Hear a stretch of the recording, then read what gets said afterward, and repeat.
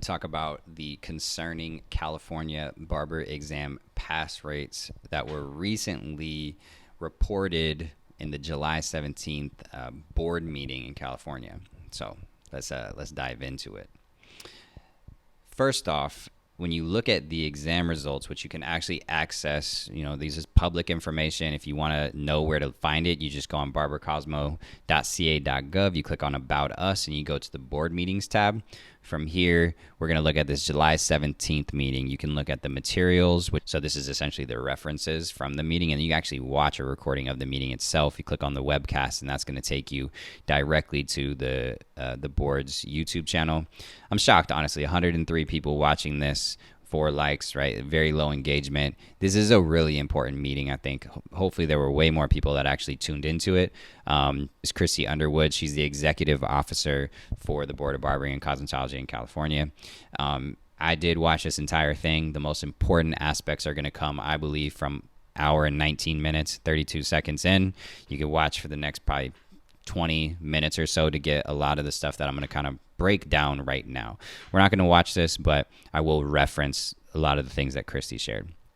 Now, one of the biggest quotes that I think comes out of this is Christy saying that, quote, "It is a terrible situation, to be honest. We, the board, don't have authority to do things over schools that need to be held accountable for their pass rates."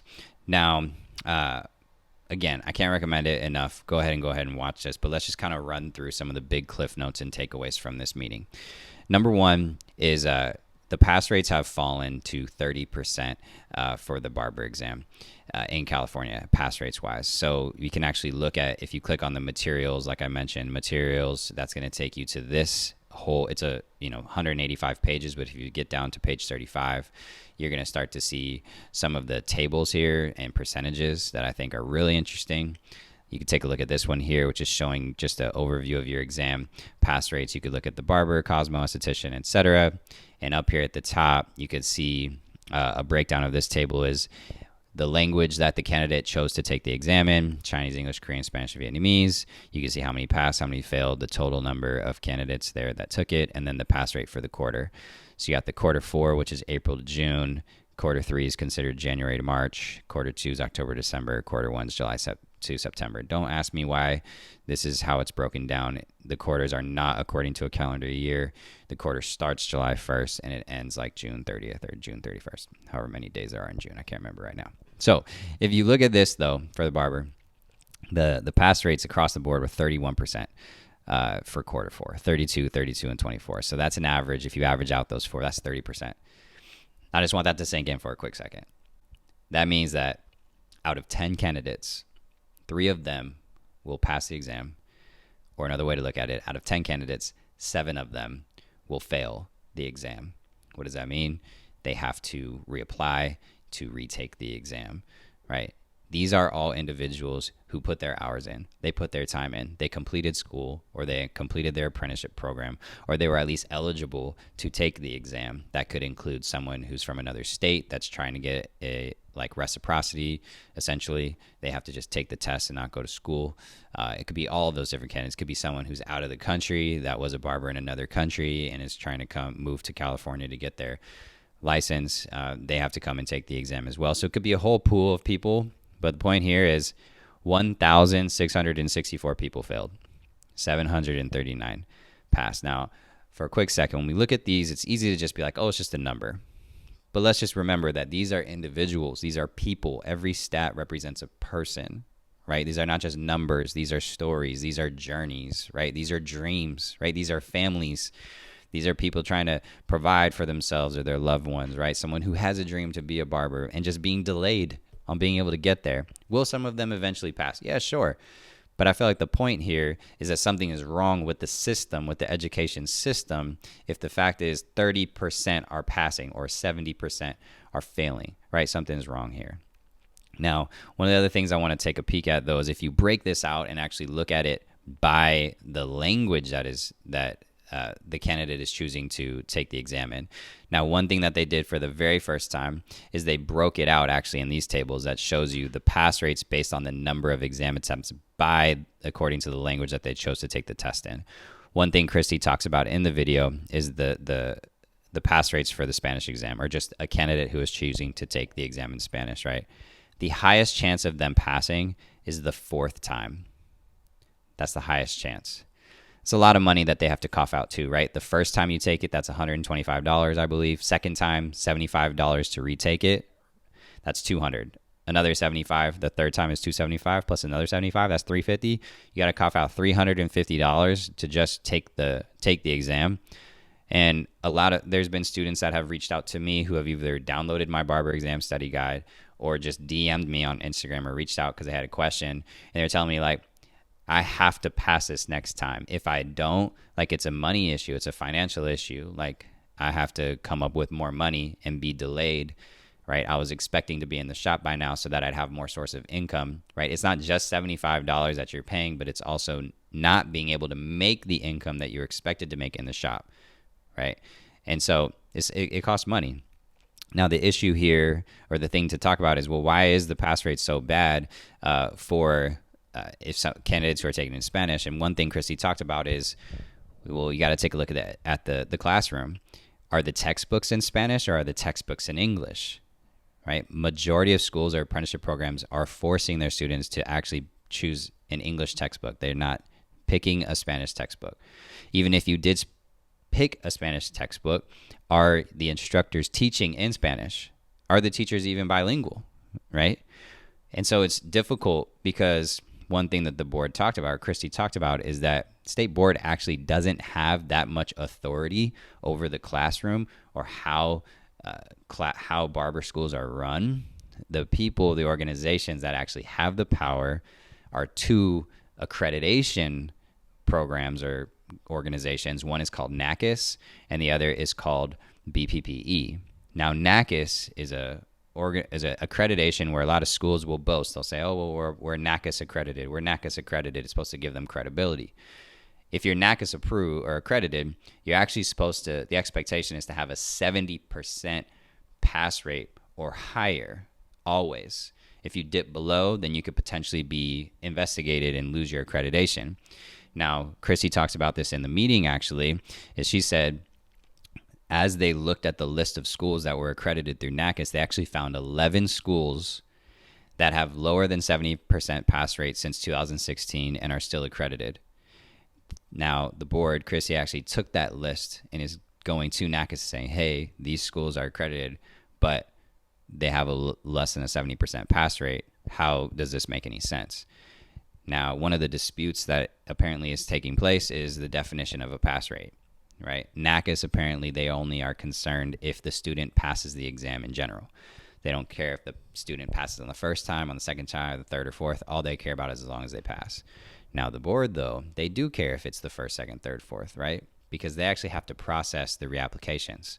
So if you fail, you got to reapply. You have to schedule a new exam. You have to pay. So, of course, they have to track that within their books just to show how many times does a candidate actually have to take this test and at what point are they passing it, right? And they do. They break that down here. They break that down here in this table, right? So something obviously is going on in a lot of different places. There's a problem maybe in the classroom and how it's actually being taught specifically to the students where English is not their first language.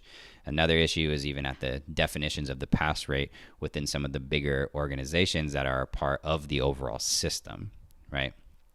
Another thing that she called out is the apprenticeship programs. Now, this is very interesting to take a look at.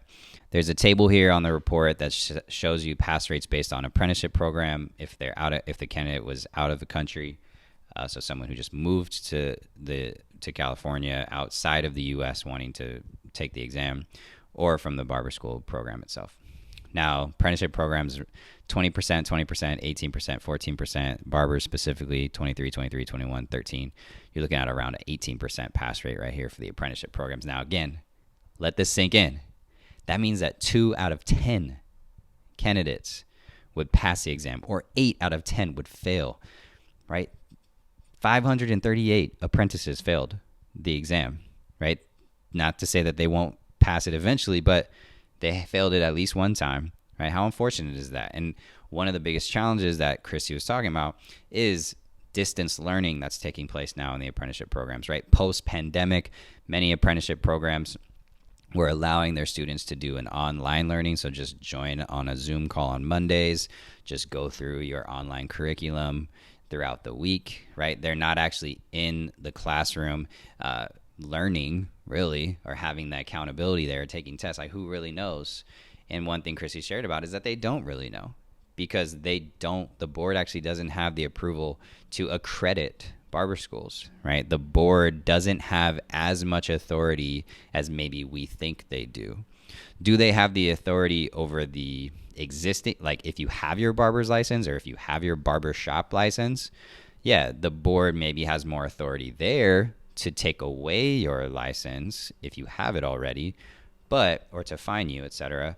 But they don't apparently have a ton of authority when it comes to how the teaching, the classroom is like what's actually happening there, which is honestly kind of shocking, right? But Chrissy and her team are clearly seeing the disunity there, the divide there, where you have just the main organizations that are part of the system. They clearly are not on the same page. All right. Yeah, one thing I just mentioned too is the board. Yeah, the board is kind of naming names right now. So you actually, it's transparent, right? You can't hide.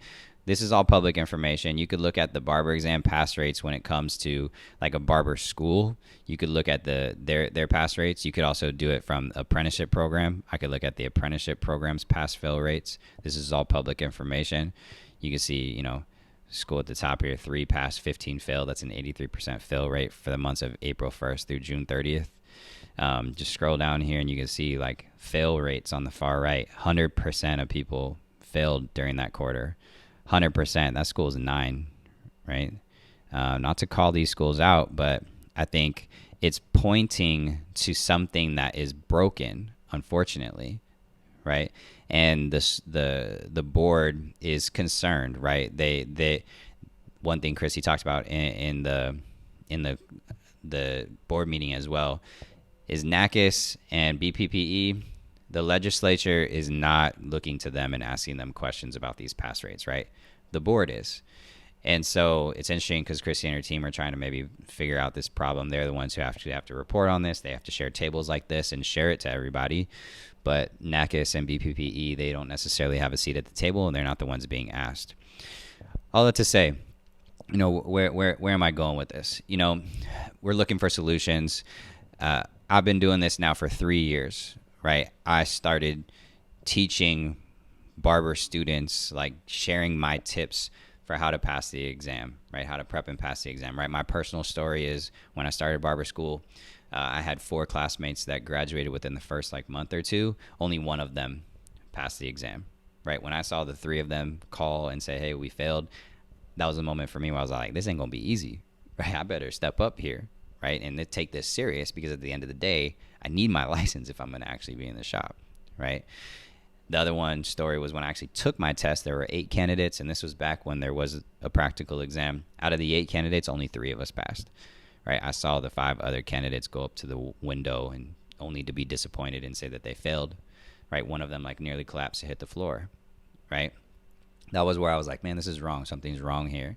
Right, the education system is wrong. Something's going wrong in the classroom, right? Some schools, unfortunately, there's good schools. Don't get me wrong. It's not that there are bad. That all the schools are bad. It's not what I'm saying. But there are some schools out there that are just skating by, right? They're flying under the radar. They're collecting the tuition. Their students are graduating only to go fail, right? Something's clearly wrong. Now, what else could be wrong? Well, there was a big change that just took place. We eliminated the practical exam. We changed from the NIC exam to the PSI exam. The test grew from 60 questions to 95 questions, right? People are saying, well, the test is different. It's harder. I don't know. It is a different test than I had to take. I took the NIC exam. But all I know about personal experience is right now, I have offered a free barber exam study guide, right? I have other videos that are on YouTube. If you search barber exam, one of my videos is going to come up likely. People will watch my videos. They'll ask me questions. They will go download my free study guide, which you obviously can go download my free study guide if you'd like. And then people will ask me questions of hey, what about this? What about my state, etc.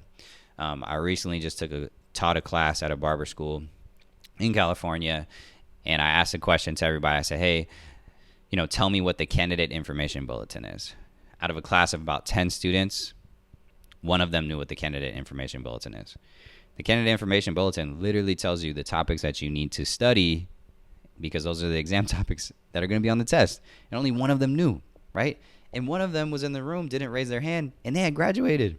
They had their test date. They were getting ready to go take their test. They didn't even know what the candidate information bulletin was. I was like, how have you been studying? What do you study if you don't even know the exam topics you're supposed to study, right?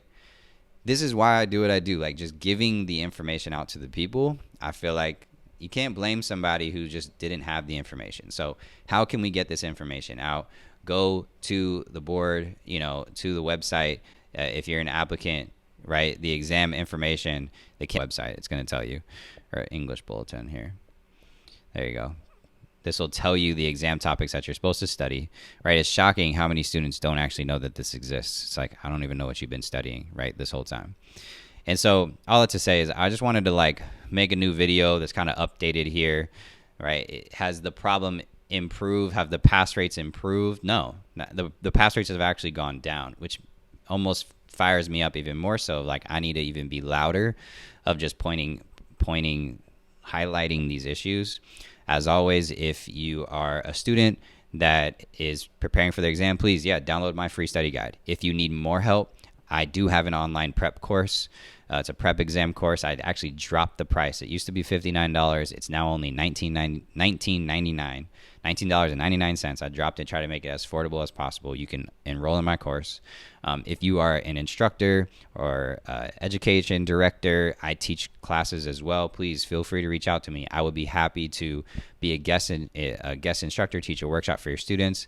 Or if you would like me to come in and train your instructors, which I also have done, almost train the trainer, let me know. I'd be happy to coordinate with you to try to figure out a way to level up the knowledge of your instructors so that they are in a better position to help the students pass, right? So please reach out to me. My DMs are open. Comment on this video. I will get back to you.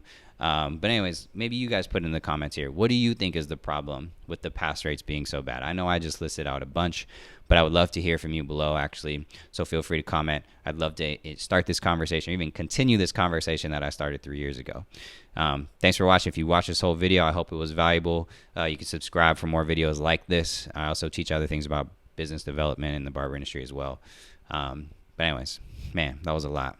I'm tired. I'm gonna go get a glass of water. I'll see you guys next time. Peace.